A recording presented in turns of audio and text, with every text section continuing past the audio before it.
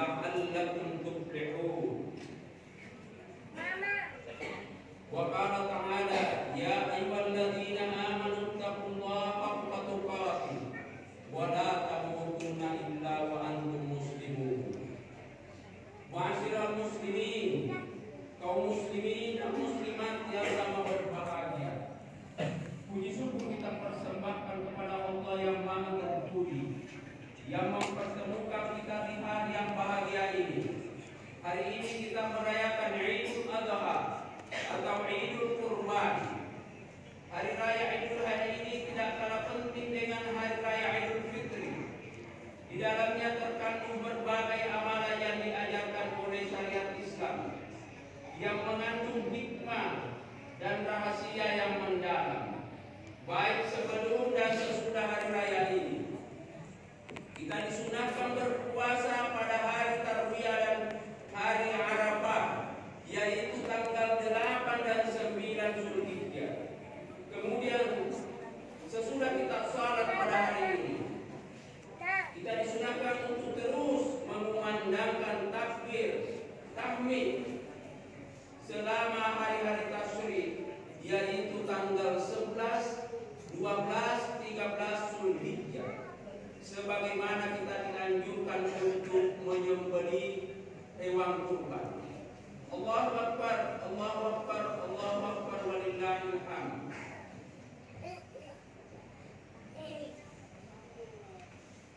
Bagi jamaah haji yang menunaikan rukun Islam kelima di tanah suci Makkah Al-Mukarramah, hari-hari yang dialami oleh Nabi Ibrahim tersebut bersama anaknya Ismail diikuti kembali dengan suatu tabattilah, yaitu tanggal 8 Zulhijjah.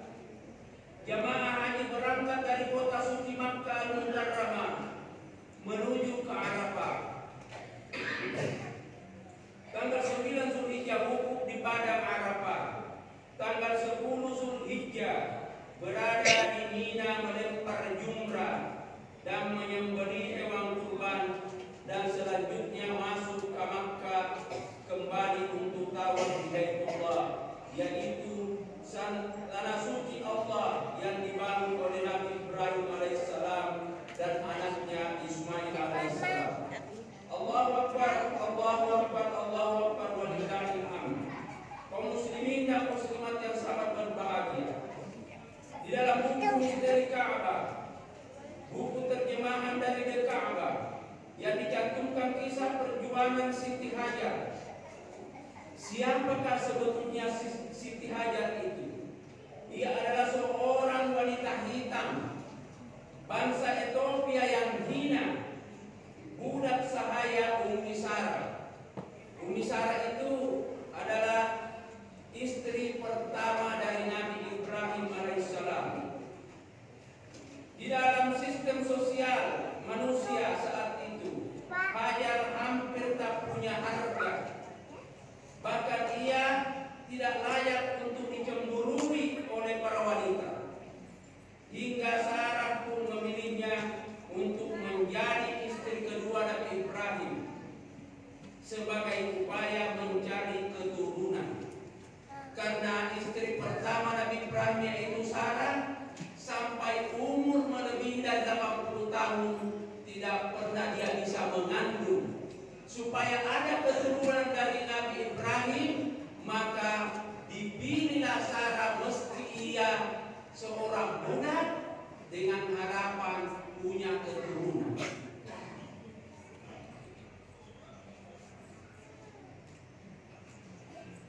Sarah akhirnya dipilih menjadi istri kedua Ibrahim. Tiba-tiba dilihatnya kilauan air di lereng Bukit Marwah. Dikejarnya, namun ternyata tidak ada. Ia melihat pula di Bukit Safa ada air. Didatanginya lembah bukit tersebut, ternyata tidak ada pula juga air di sana. Ia berbolak-balik antara Safa dan Marwah hingga 7 kali.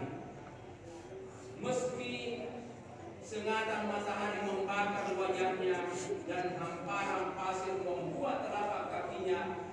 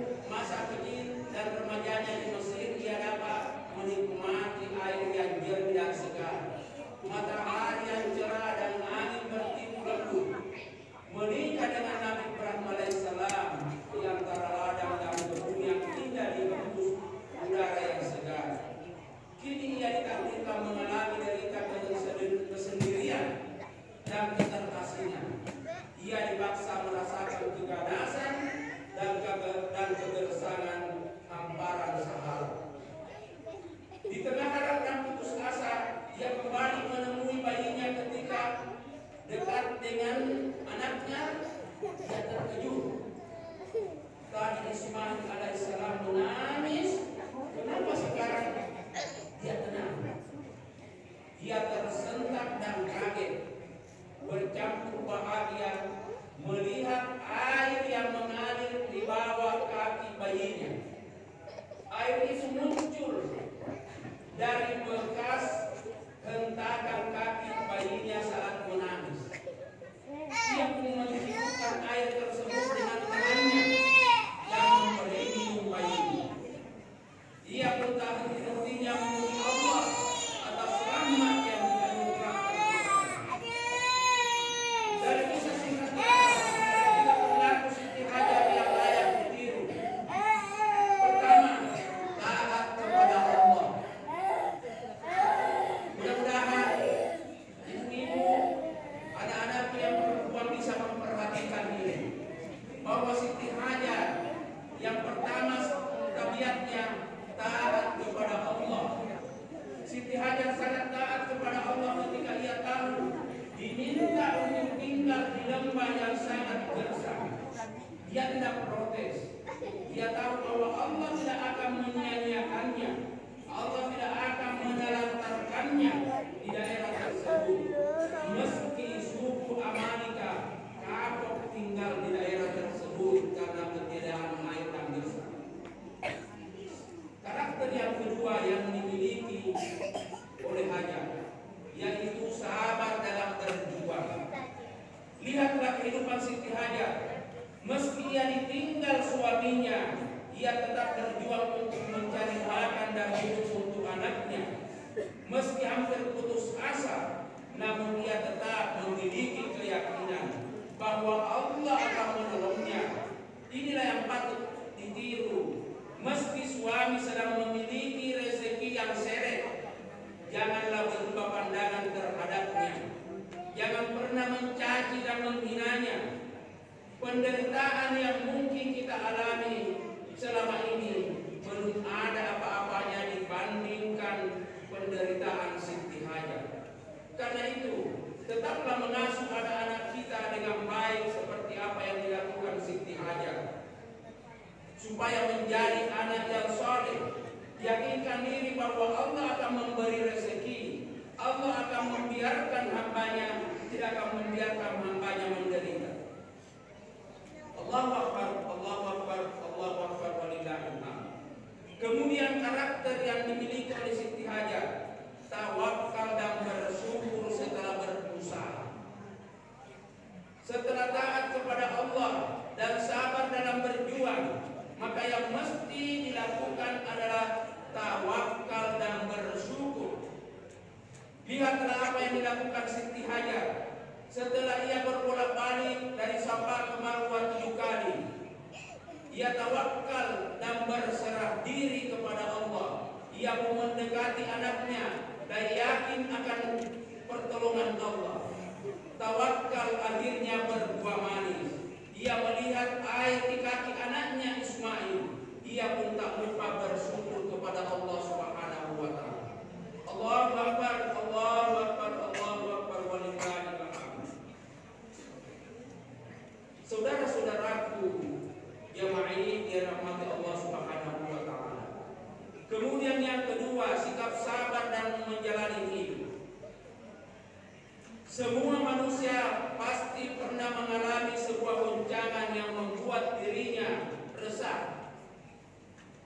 Kesulitan ekonomi, beban hidup yang semakin berat, sehingga tiada yang dapat dilakukan kecuali dengan memohon dan mengharap pertolongan Allah Subhanahu wa taala semata.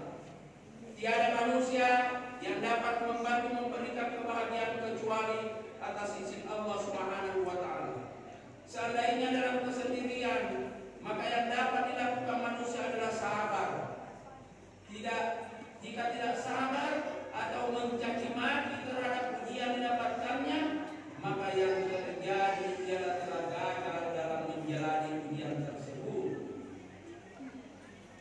Tidak rindukah kepada Allah seperti yang diterangkan dalam ayat, "Wala nabluwannakum hatta na'lamal mujahidina minkum was-sabirin." Sesungguhnya kami benar-benar akan menguji kamu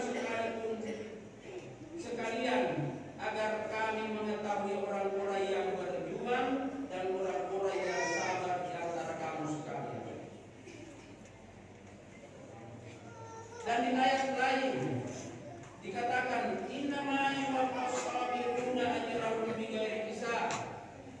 Sesungguhnya hanya orang-orang yang bersabarlah yang dicukupkan pahalanya tanpa batas.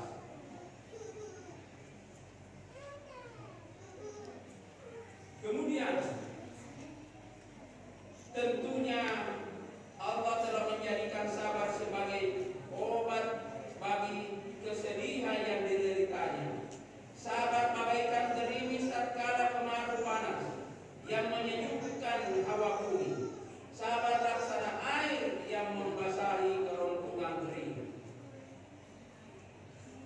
Dengan demikian, maka perbuatan orang yang beriman itu menjadi terkendali. Ada rem yang menahan dia dari perbuatan dosa.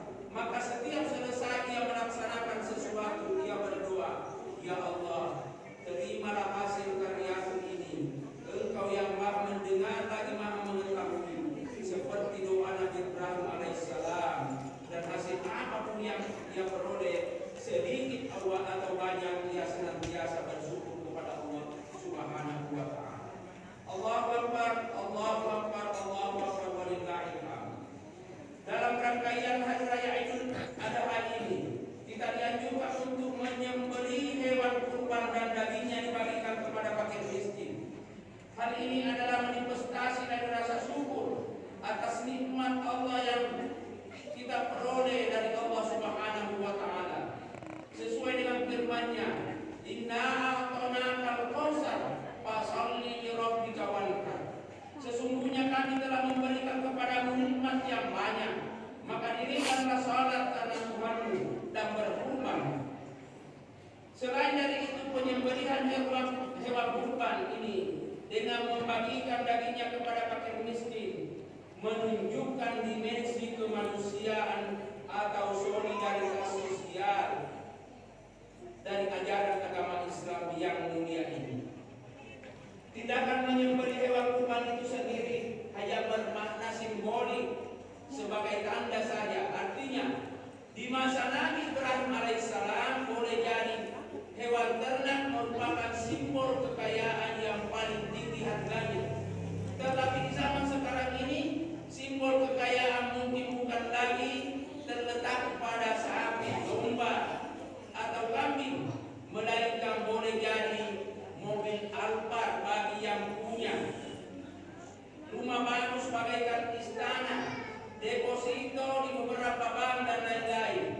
Tindakan memotong hewan kurban di zaman sekarang ini mungkin bisa kita buktikan dengan cara memotong sebahagian kekayaan yang kita miliki. Kita sumbangkan termasuk rumah ibadah kepada fakir miskin.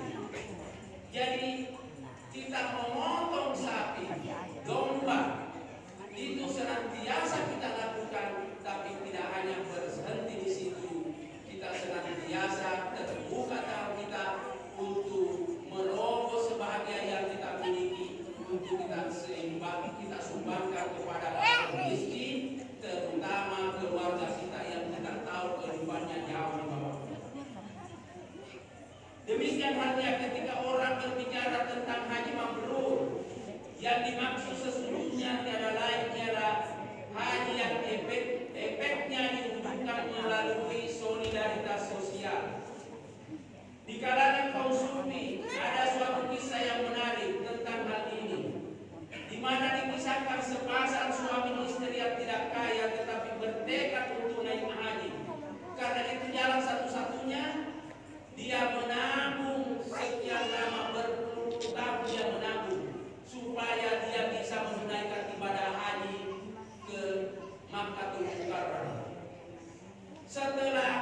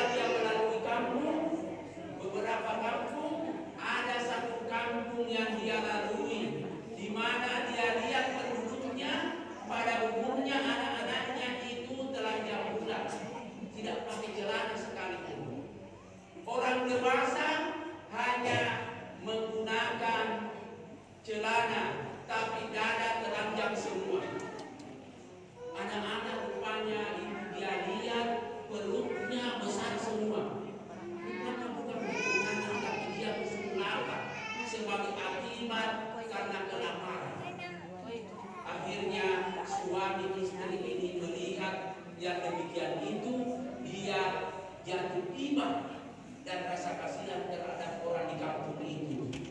Akhirnya setelah berdialog suami istri, maka dia sepakat untuk menyumbangkan semua bekalnya untuk menuju ke Makkah. Lantas dia sumbangkan semua, maka tidak jadilah dia naik ke Makkah meneruskan perjalanannya untuk menunaikan ibadah haji. Dia kembali ke tanah airnya, ke kampung halamannya. Ketika dia masuk ke rumahnya, ditemulah seseorang yang dia tidak kenal. Orang ini mengatakan, "Selamat datang dari Haji Mabrur, wahai hamba Allah yang mulia." Karena diselamati dengan kata-kata seperti itu, maka suami istri ini saling memandang dan dia menjawab, "Saya tidak jadi dari haji." Tapi dijawab lagi oleh orang yang dia temui itu yang dia tidak kenal. Sebetulnya inti haji itulah yang kamu lakukan dalam perjalanan. Dan meski kamu tidak sampai di Makkah dan wukuf di Arafah, tapi kamu diterima haji mabrurmu, diterima hajimu. Karena salah satu inti dari haji itu bukan hanya wukuf di Arafah, tapi kepedulian terhadap sesama. Itulah yang menjadi salah satu inti dari haji. Setelah mengatakan itu, dia pamit. Baru beberapa langkah orang ini menghilang. Rupanya dari riwayat bahwa orang ini adalah malaikat yang diserupakan sebagai manusia oleh Allah Subhanahu wa taala. Allahu Akbar, Allahu Akbar walillahil hamd. Dengan demikian menjadi jelaslah bagi kita bahwa manusia antara satu dengan lainnya saling membutuhkan. Karenanya harus dijalin hubungan yang baik dengan sesamanya. Tapi semua itu harus dilandasi pada hubungan yang baik kepada Allah. Jadi setiap kita harus menjalin hubungan dengan baik kepada Allah melalui ibadah, lalu dibuktikan dengan menjalin hubungan baik dengan sesama manusia. Bila ini bisa kita wujudkan, maka kebahagiaan dan kedamaian hidup bisa kita diperoleh. Karena sebaik-baik manusia adalah yang punya manfaat dan berguna terhadap sesamanya. Khairun nas anfa'uhum linnas. Sebaik-baik manusia yang punya manfaat terhadap sesamanya. Demikianlah sebahagian